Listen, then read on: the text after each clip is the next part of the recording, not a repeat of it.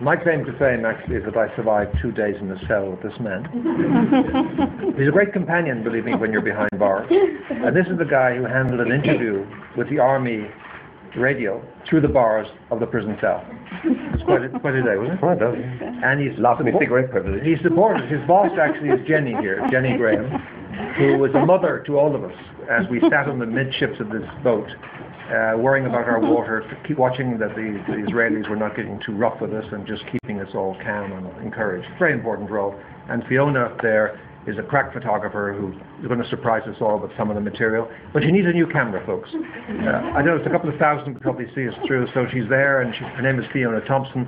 She needs a camera for her livelihood and for her good work. I want to also thank the government. I want to thank the people, actually, because thanks to Richard Boyd Barrett, there was a big demonstration outside the Israeli embassy, and I was lucky enough to pick up the phone at the right moment and be able to speak to this crowd, and the roar was extremely encouraging. And we were encouraged by that, but also by the Irish media. Thank you so much. You really kept us in touch. We got information from you, which we were isolated. You were actually au courant much better than us. It was very helpful. I think we greatly appreciate it. We're looking forward to reading all the material. And I also want to mention the Malaysians. There were 6 Malaysians with us, including a member of Parliament. They bought the boat. They gave us the money to buy that boat. I mean, Derek did all the hard work, but they put up the capital of, what, €300,000, thereabouts. Great guys. They came with us. They went through all the stuff we went through, the grimy boat, sleeping in the open air, going to this unpleasant detention center and so on.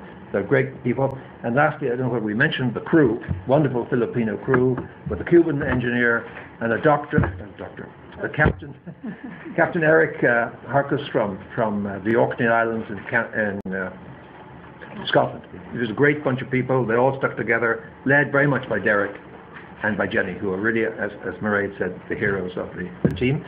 The Israeli thing, there's nothing more I can say. It was to be there on that ship and see the arrogance and the scandal and the sheer, I don't know what's the word I want to say, that these guys coming up on our ship in international waters. Derek had warned them and explained the situation. It's unacceptable. It's just grossly unacceptable. And it's not just the Irish government has got to complain. The EU has got to complain. The United Nations has got to do much better. And of course, Mr. Obama, who basically controls Israel to a great extent, has got to put his foot down and make this country align itself with international law. To be attacked in open waters, a cargo boat with good intentions, is just an outrage of the largest proportions. I think we've covered the fact that there was a double mandate. We had to break the stranglehold. That was really important to all of us and the whole Free Gaza movement. We had to go in there, and we did our best. Of course, we didn't make it for that reason. So there are a couple of things that need to be done, and I hope our government will be really active. We need to get that boat back. That boat's important. And it's an Malaysian-Irish ship, but it could have a huge future. And I'd like to float an idea, and this is unofficial, but it's a good idea. If this boat can be recovered with the help of our government, brought back here, people like Derek and Jenny Graham can manage this boat and run this boat into Gaza, direct line, once a month, maybe more. What we need is Netanyahu and Obama and others, Mr. Lieberman maybe, and Mr. Cameron and our own Taoiseach and Micheál Martin, to make the point that taking humanitarian aid, getting directly into Gaza, is something that needs to be done. And I can think of no better people than Jenny and Derek to run a ship like that. And this ship is perfect. Can you knock that off, please? So we'll ask the government to follow up on that. I think that's the important thing. And the other thing is the investigation. But that is something that I don't want to get into. We weren't there. We weren't witnesses to what happened on that Monday. We were appalled by it. But actually, it strengthened our backbone. We were more determined, I think, than ever that we would try to make it. We were alone at that stage. We had a great ship, great team. We were hoping to make it through. We hoped the Israelis would wise up and get some common sense and respect human rights. And we were naive, perhaps, but it didn't work. But it was a good try, and I think we did our best. And I'd just like to wind up by saying thank you all for coming here today. And without the media, we don't get this message out. Israel won't pay attention. We need a lot of work on that front to get our boats back, get other boats back. The harbour of Ashdod is full of boats, as Mairead and Derek have said. We need to move forward and really reach out to the Palestinian people who, as Mairead said, have been sitting there in their thousands hoping they would finally see us. And of course they were disappointed yet again. We've all failed them, the United Nations in particular, the Americans, and we have more work to do ourselves here in Ireland, where we have a great reputation. We need to do even more. Thank you all very much.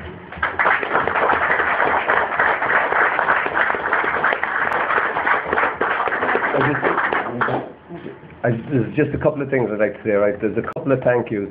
We had a woman on board who has never been into activism or anything else, but I tell you, under pressure, I've never seen a cooler woman. Fiona Thompson was there, and she was dead up.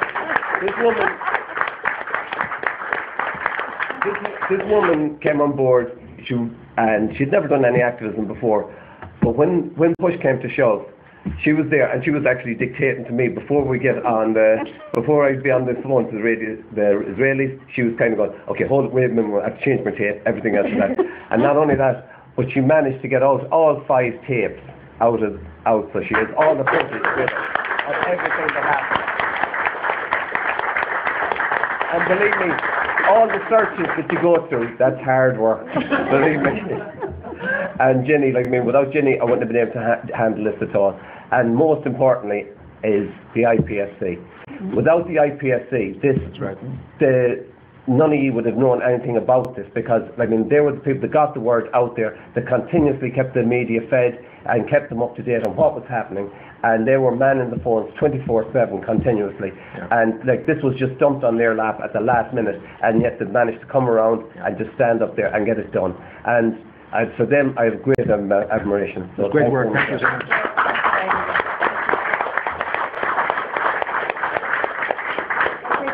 Take questions. Ashton Master is my name, Master.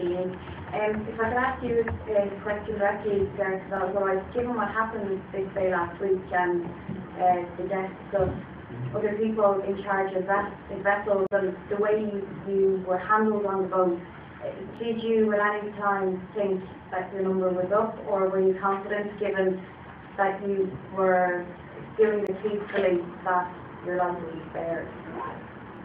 I've been in constant contact with the Israeli Navy prior, just for about 2 hours before they actually came on board, or actually it was nearly 3 hours before they actually came on board. I had explained that the crew were not activists, they were professional crew, and I asked for them to be treated with the utmost respect. I also told them that the crew, or the passengers will be sitting midships, and that they have no weapons, and when they come on board their hands will be shown. I also told them that I would be in the wheelhouse by myself, and that I will have no weapons. That's grand, but when you see with over 30 guys getting on board, and 6 of them, did you mean setting up their rifles and they're pointing straight at you, at that stage you kind of go, yeah, maybe this is not such a good idea.